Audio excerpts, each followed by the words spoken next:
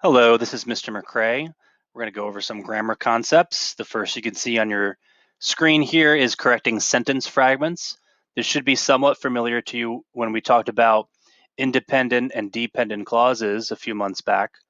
Remember, an independent clause, if by itself, is a complete thought, an independent sentence, complete sentence, I should say. And a dependent clause does not complete a thought. It is also known as a sentence fragment. So here in the worksheet, it says there are 3 ways you can form a complete sentence from sentence fragments by using these strategies. So first is attach it, and you attach it to an independent clause, right? Also known as a complete sentence. See here they have, did you ever visit Mount Rushmore? While on vacation. While on vacation is your sentence fragment. Starts with a subordinate conjunction, doesn't express a complete thought. So you would add it here to the complete independent clause, did you ever visit Mount Rushmore?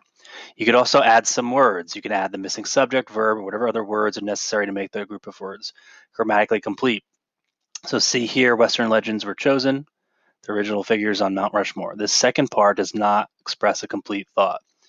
So they added in Western legends were chosen as the original figures on Mount Rushmore. Now it makes more sense. Or you can drop some words. Okay, drop the subordinating conjunction that creates a sentence fragment. Remember, we went through that list: while, when, because. So here we see, as though nature also sculpted Mount Rushmore. Their subordinating conjunction here is as though. As it sounds right now, it's an incomplete thought, therefore a sentence fragment. So you can just get rid of that and make it nature also sculpted Mount Rushmore. So here's the sentence test. This might be helpful. To determine whether a group of words forms a complete sentence, ask these questions. Does it have a subject? Does it have a verb? And does it express a complete thought? If you can't answer yes to all these questions, you have a fragment. Okay, so now let's look at these examples here. We're going to do the first 5. It says, on a separate sheet of paper, edit each numbered item to eliminate all sentence fragments. Use the 3 strategies. So this first one here says, back in 1885, a lawyer named Charles E. Rushmore named the peak of a rock dome in South Dakota. Now let's look at my example here. Notice how I added in a comma to make this more complete. Okay, so we added this, we attached it, as we see the strategy here, to this second part of the sentence. Back in 1885 is an incomplete thought. Back in 1885, what? What happened? You want to attach it here, as we can see in this example. Second one was that the peaks of that dome would someday be carved as human heads. So I added in a subject. He believed that the pearls of that dome would someday be carved as human heads. So utilize strategy 2, added words at the beginning, which were the missing subject and verb. He believed that. The idea by Don Robinson, a South Dakotan. Again, there seems to be words missing here. So I'm going to add in was developed. Okay, I'm adding in a verb to make it a complete thought. When the state hired an Idaho sculptor named Borglum, known for working on a large scale. I eliminated the word when, which is strategy 3, to eliminate some words that aren't necessary. It's eliminating the supporting in conjunction. So now it's just the state hired an Idaho sculptor named Borglum, known for working on a large scale. And then the last one, we can see here, at first Borglum was hired by others to sculpt Robert E. Lee on Stone Mountain, Georgia. This looks like a perfect opportunity to combine them, right? And that's what I'm going to do here. At first, Borglum was hired by others to sculpt Robert E. Lee on Stone Mountain, Georgia. You attach the fragment to the rest of the sentence. Okay, now let's go down to run-on sentences. So a run-on sentence is made up of 2 or more sentences that are incorrectly run together as a single sentence. There's 5 strategies you can use to correct them. Okay, you can separate them by adding in punctuation in a capital letter. You can use a conjunction, like here we see comma and then one of the coordinating conjunction, one of the fanboys. You could add a semicolon.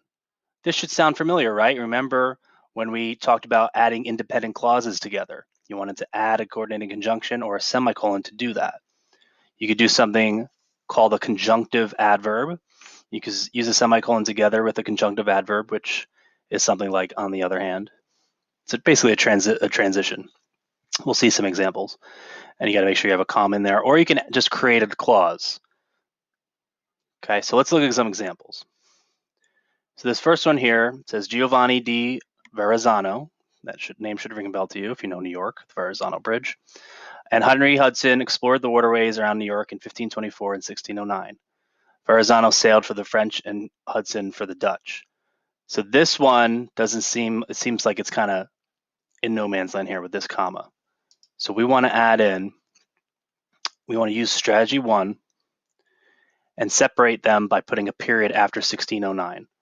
Okay, we want to make this 2 separate sentences. Okay, so notice here, run-on sentences, 2 or more sentences that are incorrectly run together as a single sentence. Okay, so unlike sentence fragments where you're going to combine things, here you might have to separate them, as we see in this first example. So if you just put a period after 1609 right here, it's just 2 separate sentences, and they're both independent clauses. In 1623, European travelers settled to New York with the Dutch West India Company. They farmed on the lower end of the island of Manhattan. So how do we fix this? So we utilize strategy 3 and add a semicolon to separate the 2 sentences between company and they. So right here, okay? This is an independent clause here. They farmed on the lower end of the island of Manhattan. It's smushed together with this other independent clause that starts with in 1623 and ends with company. So just like we did when we talked about separating independent clauses, we would separate this with a semicolon. Okay? You wouldn't have to capitalize anything there. You just put the semicolon. Semicolon always separates 2 independent clauses. Many newcomers from England came to New York. They were invited by the Dutch West India Company. We can clearly see right here, these are 2 separate thoughts, but right here they seem to get smushed together. So here we could use strategy 2. We could add a conjunction. We could add in a comma after York, then the conjunction and. So it could be many newcomers from England came to New York, comma, and they were invited by the Dutch West India Company. I can't say words apparently. Okay, but you can see that. You can see where you can add in the comma and the conjunction. New York, called New Amsterdam by the Dutch, came under English control in 1664. Dutch influence on the island of Manhattan remained strong. You see how there I almost came to a natural pause when I was reading this part? It's because that kind of shows you where a new thought is starting, where an independent clause is starting. So what can we do here? We can use strategy 4, which again, feel free to pause and go back up to these different strategies. Okay, so we can add in a conjunction adverb. We can add in meanwhile before Dutch and change the comma after 1664 to a semicolon. So here, New York, called New Amsterdam by the Dutch, came under English control in 1664, semicolon. Meanwhile, Dutch influence on the island of Manhattan remained strong. And then lastly, the colors of the Dutch flag are the colors of today's New York City flag. The Dutch word for farm, Bowery, is the name of a section in Manhattan. So here we can use strategy 3, which we used before, and add a semicolon between flag and the. So here, here. So the colors of the Dutch flag are the colors of today's New York City flag, semicolon. The Dutch word for farm, Bowery, is the name of a section in Manhattan. Notice how these are 2 different thoughts. This one is about the flag. This one is about a Dutch word. That's another clue that these are 2 separate independent clauses, 2 separate sentences, because they're both about different things. So you want to separate them using the semicolon there. Okay, now let's move to active and passive voice, which if you've been paying attention to the to be verbs and affix those, this is basically the same concept. When a verb is in the active voice, the subject of the sentence performs the action. When a verb is in the passive voice, the subject receives the action. The passive voice always uses some form of the helping word be. So when you are changing a lot of your sentences to eliminate to be verbs, a lot of times you're changing it from the passive voice into the active voice, which is a good thing. So active, we see here, the outfielder made a spectacular play. That's active because the subject performs the action. The subject is outfielder, the action is made. Here it's reversed. A spectacular play was made by the outfielder. Notice how the subject is not in front of the verb in this one. That's another clue. Notice how the to be verb was is there. Another clue that this is passive voice. It would be better to say it the first way. You can pause this and look at the other examples here. So it says use the active voice when you write it because it is stronger and more direct. It also lends itself to stronger verbs. The passive voice is acceptable when you don't know the performer of an action or when you want the emphasis to be on the action, not the performer. And here's some examples of that. Okay, so let's look at this one exercise. So it says rewrite the sentences so they can be in the passive voice. And again, feel free to pause this so you can look at them and then look back to what I'm about to show you on an answer key. So the first one is the poem at President John F. Kennedy's 1961 inauguration was read by Robert Frost.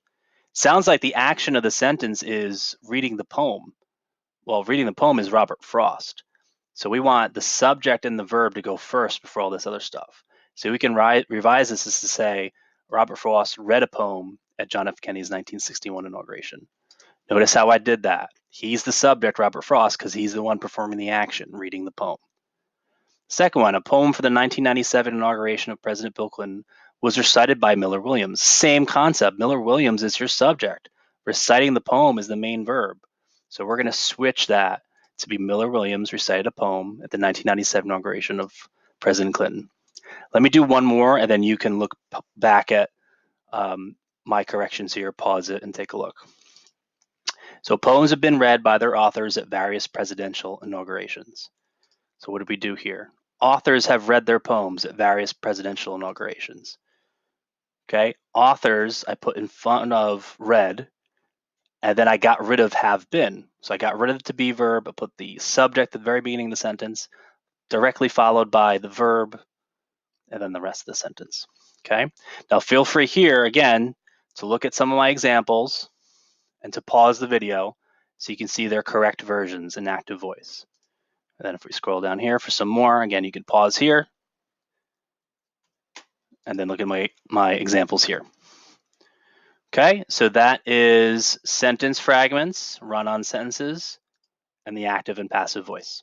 Thank you for watching, or listening and watching. Anyway, bye.